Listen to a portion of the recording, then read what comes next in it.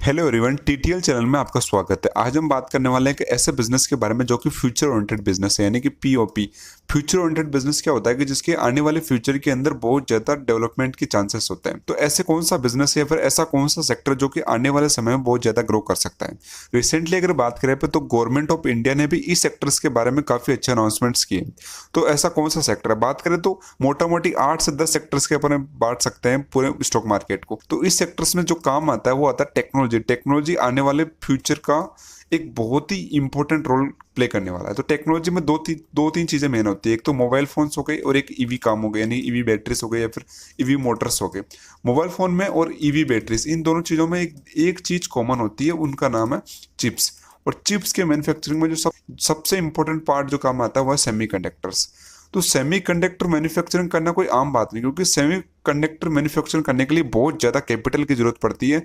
यूं मान लो कि लाखों करोड़ों रुपए लगते हैं। तो जाहिर सी बात, लाखों करोड़ों रुपए कोई छोटा आदमी तो प्ले कर नहीं सकता। तो इन चीजों को मैन्युफैक्चरिंग करने के लिए कोई बड़ा आदमी काम आएगा या फिर बड़ा आदमी ही प्ले करेगा, इंडस्ट्री में उतरेगा। जैसे कि टाटा हो गया, अंबानी हो गया, अदानी हो गया, या फिर बात कर लें कि बिरला हो गया, या फिर कहते हैं कि गोदरेज हो गए। तो ऐसे ग्रुप ही इस सेमीकंडक्टर के मैन्युफैक्चरिंग में प्रोसेस में काम कर सकते हैं, या फिर यूं कह दें कि इन चीजों को में बहुत ज्यादा एक्सपर्टीज की जरूरत पड़ती है। तो जाहिर सी बात है, कोई छोटी मोटी कंपनी, नॉर्मल सी कंपनी तो इन चीजों में पड़ ही नहीं सकती।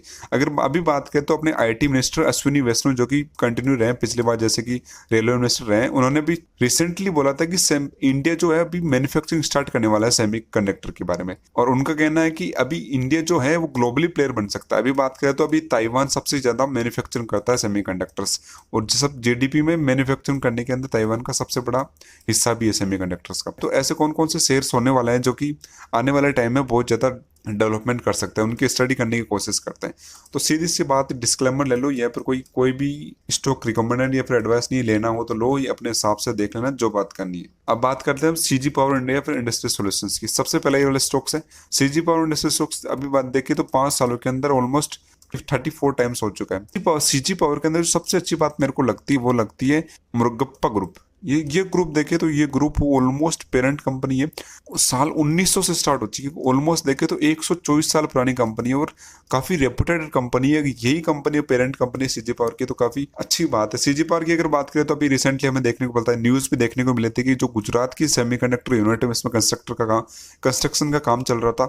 अभी बात करें तो और भी बहुत सारी जॉइंट वेंचर्स के हैं, लगभग 7,600 करोड़ का इंडिया के अंदर। अगर बात करें इसके रिजर्व्स, अगर बैलेंस शीट की बात करें तो ऑलमोस्ट 3,000 करोड़ के समथिंग इनके रिजर्व यहाँ पड़े हैं। अगर बात करें लॉन्ग टर्म बोलेंगे तो 302 करोड़ से 2 करोड़ से अब तो जीरो आ गया। तो अगर बड़ी कंपनी है तो बड़ी कंपनी के अंदर 2 से जीरो, ये बहुत ही बढ़िया बात है, क्योंकि लॉन्ग टर्म में बोरिंग नहीं रखेगी तो कंपनी काफी अच्छी ग्रोथ करने को मिल सकती है।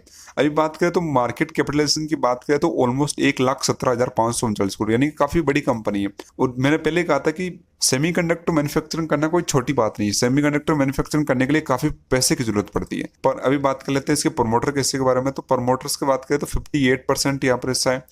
डोमेस्टिक एडीआई का हिस्सा है 10%, एफआईआई का हिस्सा 15% और पब्लिक का हिस्सा 16%। ऑलमोस्ट बोले तो 85% का समथिंग पीडीएफ का हिस्सा है, और ये एक बहुत अच्छी बात है। अभी बात कर लेते हैं नेक्स्ट स्टॉक्स के बारे में, जिसका नाम है स्पेल सेमीकंडक्टर्स। स्पेल सेमीकंडक्टर एक बीएससी लिस्टेड कंपनी है। ये कंपनी अगर देखो पैसा, बहुत ही छोटी मोटी कंपनी, इसमें कभी भी कुछ भी हो सकता है, कभी भी वॉलेटाइल रह सकती है।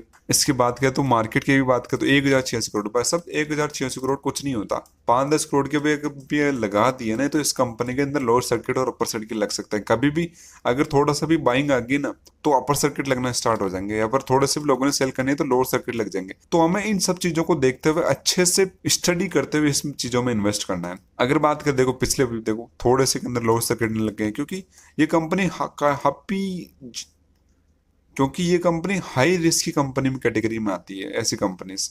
अगर आगे की बात करें तो अपन देखें तो ऑलमोस्ट देखो 2 से 3 महीने के अंदर 30% के समथिंग भी कंपनी गिर गई है। तो ये चीज तो हमें माननी पड़ेगी कि ये कंपनी कुछ भी हो सकता है बीएससी वाले स्टॉक्स में, या फिर बात करें तो जो बीएससी लिस्टेड या फिर जो पेनी स्टॉक्स होते हैं तो उनमें फिर, तो ऐसे स्टॉक्स में क्या करना है कि हमें बहुत ज्यादा सोच समझ कर इन्वेस्ट करना पड़ेगा। अभी बात कर लेते हैं अपना हिस्सा, इसकी प्रमोटर्स की बात तो 59%, पब्लिक की बात करें तो 40%, मतलब कि ऑलमोस्ट दोनों ही पब्लिक और प्रमोटर्स लेकर हिस्सा बटा है। अभी बात करें तो डीआई और एफआई की बात करें तो 0.0% के समथिंग हिस्सा है इसमें। अगला स्टॉक्स है मोसिप टेक्नोलॉजीज। मोसिप टेक्नोलॉजीज पिछले 5 सालों में 1606% का समथिंग देखो क्लियरली हमें देखने को मिली। ये चीज तो मैं पहले ही कह चुका हूँ कि पास्ट परफॉर्मेंस के हिसाब से अपन फ्यूचर का अंदाजा नहीं लगा सकते, लेकिन एक सेक्टर्स के हिसाब से देखो तो ये काफी बढ़िया स्टॉक्स है। ये देखो मोसिव सेमीकंडक्टर सिस्टम डिजाइन कंपनी जो कि एरोस्पेस, कंज्यूमर इलेक्ट्रॉनिक्स, ऑटोमोटिव इन सब चीजों का मैन्युफैक्चरिंग में योगदान देती है। मोसिव टेक्नोलॉजी की मार्केट कैपिटलाइजेशन की बात करें तो लगभग 5,595 करोड़ के समथिंग है, ऑलमोस्ट 5,500 करोड़। अगर बात करें अपन पीडीएफ के बारे में तो प्रमोटर का 47% हिस्सा, पब्लिक का 49% हिस्सा है। एफआई का हिस्सा देख रहे हो कभी 0%, मतलब खरीद रहे हैं बेच रहे हैं। तो ऐसी कंपनियां जिनके अंदर डीए और एफआई का हिस्सा कम होता है ना, वैसे जिनके अंदर पब्लिक का हिस्सा ज्यादा होता है, ऐसी कंपनियां बहुत ही ज्यादा रिस्की कैटेगरी में गिनी जाती है। ये मैंने पहले भी बोला था। तो अभी बात करें तो मोसिव टेक्नोलॉजी का एक बहुत बड़ा ऑर्डर 509 करोड़ का देखने को भी मिला था, अभी न्यूज आई थी। अगला स्टॉक से गुजरात फ्लोरोकेमिकल्स। देखिए गुजरात फ्लोरोकेमिकल्स का सेमीकंडक्टर मैन्युफैक्चरिंग में कोई योगदान नहीं है, लेकिन जो फ्लोरोकेमिकल्स है उनका योगदान है सेमीकंडक्टर में, क्योंकि फ्लोरोकेमिकल्स से जो सेमीकंडक्टर्स बनाने के लिए जो केमिकल्स काम में आते हैं उनका नाम है फ्लोरोकेमिकल्स। तो गुजरात फ्लोरोकेमिकल्स को भी स्टडी कर सकते हैं क्योंकि ये भी काफी पॉपुलर कंपनी है। तो अगली बात करें पर नवीन फ्लोरेन। नवीन फ्लोरेंस का भी, क्योंकि फ्लोरेंस एक केमिकल का नाम है जो कि सेमीकंडक्टर मैन्युफैक्चरिंग में काम आता है। तो ये भी एक काफी अच्छी कंपनी है जिसकी स्टडी अपन कर सकते हैं। अगले बात करते हैं अपन तेजस नेटवर्क की। तेजस नेटवर्क की बात करें तो लोग बहुत ज्यादा कंफ्यूजन है कि तेजस नेटवर्क का सेमीकंडक्टर से क्या फायदा है या फिर सेमीकंडक्टर से क्या कनेक्शन है। देखिए अगर तेजस नेटवर्क को हमें जानना है तो हमें एक कंपनी को पढ़ना पड़ेगा जिसका नाम है सांख्या लैब्स। इस कंपनी के बारे में हमें स्टडी करनी पड़ेगी। जो ये कंपनी है सांख्या लैब्स, ये जो है 5G स्पेक्ट्रम या फिर टेलीकम्युनिकेशन एप्लीकेशन बनाने में काम आती है। और तेजस नेटवर्क इस कंपनी की 50% हिस्सेदारी लेकर बैठा है। तो इन्वेस्ट करना है नहीं करना है इन सब चीजों का मैं आप पर छोड़ देता हूँ।